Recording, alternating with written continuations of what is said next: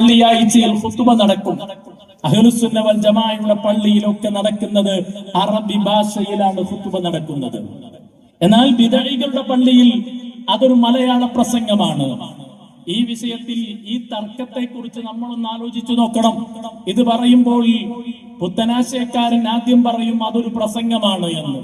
അതൊന്നാമത്തെ ഒരു കബളിപ്പിക്കലാണ്. കാരണം ഖുതുബ ഒരു പ്രസംഗമല്ല എന്ന് ഏതൊരു സാധാരണക്കാരനും അറിയും. കാരണം ഇതൊരു കേവല പ്രസംഗമായി ഇപ്പൊ നടന്നുകൊണ്ടിരിക്കുന്നത്. കേവല പ്രസംഗത്തിന് എത്രമാത്രം ആ നിബന്ധനയുള്ളത്? സദസ്യർക്ക് മനസ്സിലാകുന്ന രൂപത്തിൽ സംവദിക്കുക എന്ന് മാത്രമാണ്. പക്ഷേ ഖുതുബ എങ്ങനെയാണോ?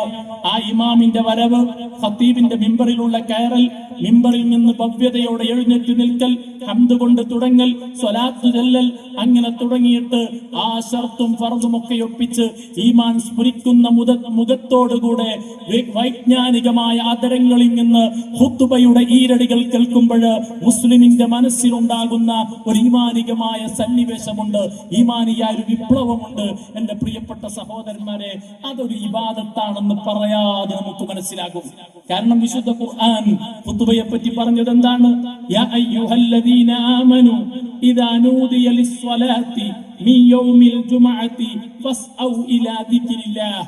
ഏ സത്യവിശ്വാസികളെ, നിങ്ങൾ വെള്ളിയാഴ്ച ദിവസം പള്ളിയിലേക്ക് വിളിക്കപ്പെട്ടാൽ ഫസ്ഔ, നിങ്ങൾ ഉളരിപ്പോവണം, ഇലാ ദിക്രില്ലാഹ്, അല്ലാഹുവിന്റെ ദിക്റിലേക്ക്. ദിക്ർ എന്നാണ് ഖുതുബയെ പറ്റി പറഞ്ഞത്. നമുക്കറിയാം വിശുദ്ധ ഇസ്ലാമിലെ ദിക്റിന്റെ ഒക്കെ ഭാഷ അറബി ഭാഷയാണ്. ദിക്റാകുന്ന ഇബാദത്താണ് ഖുതുബ. അതുകൊണ്ട് തന്നെ നമുക്കറിയാം, നമ്മൾ ദിക്ർ ചൊല്ലുന്നു, ഇന്നാ ലില്ലാഹി വ ഇന്നാ ഇലൈഹി റാജിഊൻ. ദിക്റാണ്, അത് അറബിയിലാ ചൊല്ലാറുള്ളത്.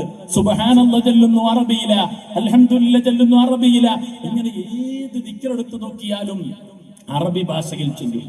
ഇബാദത്തിന്റെ ഒരു ലോക ഐക്യമാണ്, ഭാഷ ഐക്യമാണ് അറബി ഭാഷയിലെ ഖുതുബ എന്നുള്ളത് നാം മനസ്സിലാക്കണം. എന്റെ പ്രിയപ്പെട്ട സഹോദരന്മാരെ, ഈ ഒരു വിവാദത്തെ കുറിച്ച് മനസ്സിലാക്കുമ്പോൾ നാം നമ്മുടെ പ്രമാണം ഒന്നാമത് പഠിക്കണം.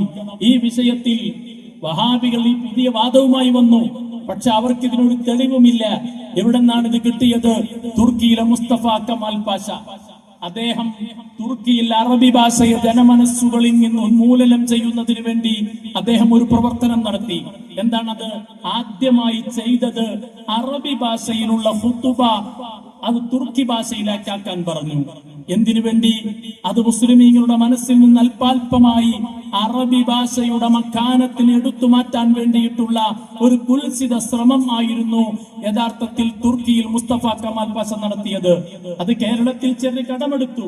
നാം മനസ്സിലാക്കണം, ഇതിനെക്കുറിച്ച് വഹാബി പ്രസ്ഥാനത്തിന്റെ നേതാവ് റഷീദുദ്ദീല എന്ന് പറഞ്ഞ അവരുടെ പ്രസ്ഥാനത്തിന്റെ നേതാവിനൊരു തഫ്സീറുണ്ട്, തഫ്സീറുൽ മനാർ. അതിൽ ഈ ഖുതുബ പരിഭാഷയുടെ ചരിത്രം പറയുന്നുണ്ട്. തുർക്കിയിലെ മുസ്തഫ കമാൽ പാഷയുടെ പരിഭാഷയെ കുറിച്ച് പറഞ്ഞിട്ട് റഷീദുദ്ദീല പറയുന്നു, വലാ യസാലൂന യഖറഊനൽ ഖുർആന വഅദ്കാറ الصലാത്തി വഖുതുബൽ ജുമുഅത്തി വൽ ഈദൈനി ഫീ ലുഗത്തിൽ അറബിയ്യ ഇല്ലാ മാ ശദ്ദത് ബിഹി അൽ ഹുകൂമത്തുൽ കമാലിയത്തു തുർക്കിയ്യ. വലാ യസാലൂൻ, മുസ്ലിമീങ്ങളായിക്കൊണ്ടേയിരുന്നു യഖറഊനൽ ഖുർആൻ, അവർ ഖുർആൻ ഓതും. വഅദ്കാറ الصലാത്തി വൽ ഹജ്ജ്, ഹജ്ജിന്റെയും അതുപോലെ നിസ്കാരത്തിന്റെയും ദിക്റുകൾ ചൊല്ലും.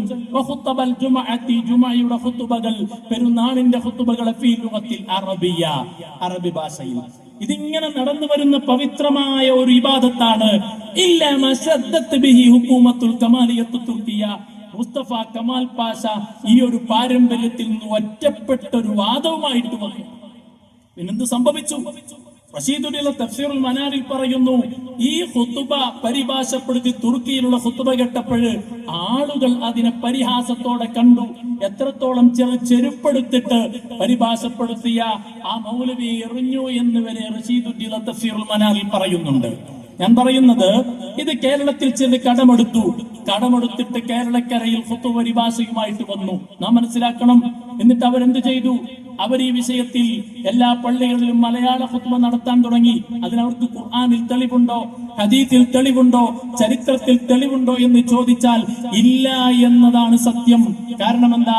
അവരുടെ നേതാവ് കെ എം മൗലവി, എന്റെ ശബ്ദം ശ്രവിക്കുന്ന ബിദ്അത്തുകാരുടെ കെണിവലയിൽ പെട്ടുപോയവരുണ്ടെങ്കിൽ വിനയാന്വിതനായി ഞാൻ നിങ്ങളുടെ മനസ്സിലേക്ക് ചില ചോദ്യങ്ങൾ എറിഞ്ഞിടുകയാണ്.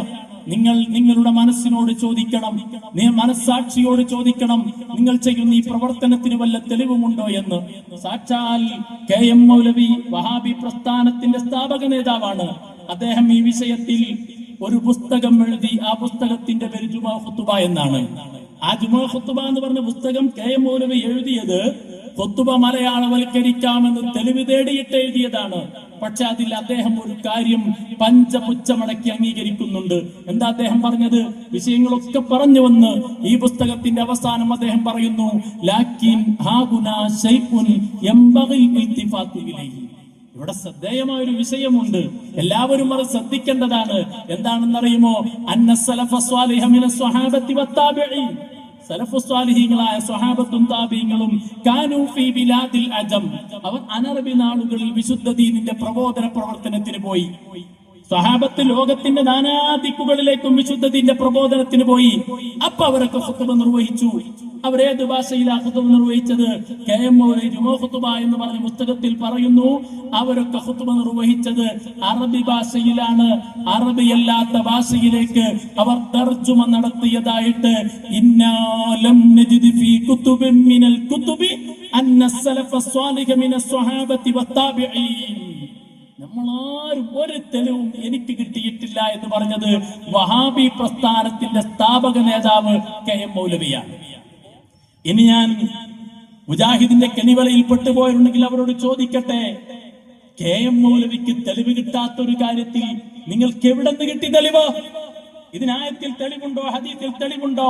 ഒന്നുമില്ല. കാരണം അഷ്റഫുൽ ഖൽഖ് മുഹമ്മദുർ റസൂലുള്ളാഹി, അഷ്റഫുൽ ഖൽഖ് മുഹമ്മദുർ റസൂലുള്ളാഹി, അല്ലാഹുവിന്റെ റസൂൽ നിസ്കരിച്ചത് അറബി ഭാഷയിൽ, ഖുത്ബ ഓതി അറബി ഭാഷയിൽ.